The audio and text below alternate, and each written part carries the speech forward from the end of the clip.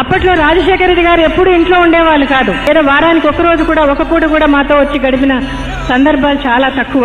అప్పుడు నేను జగన్ బాబుతో అన్నా, నాన్న ఈ రాజకీయాలు మనకొద్దు, మనం 4 ఇండస్ట్రీలు పెట్టుకొని దర్జాగా కాలు మీద కాలేసుకొని కావాల్సిన వాళ్ళకి సేవ చేస్తూ ఆ లైఫ్ తీసుకున్నా, ఈ లైఫ్ మనకు వద్దు అని చెప్పా చిన్నప్పుడు. అప్పుడు పట్టుమని 14-15 ఏళ్ళు కూడా లేవు తనకు. కానీ జగన్ బాబు నాకు చెప్పిన మాట, నవ్వే ప్రతి చిరునవ్వులో మన ప్రియతమ నాయకుడు రాజశేఖర రెడ్డి గారు ఉంటారు. ఆ చిరునవ్వులో నేను కూడా భాగమైతా.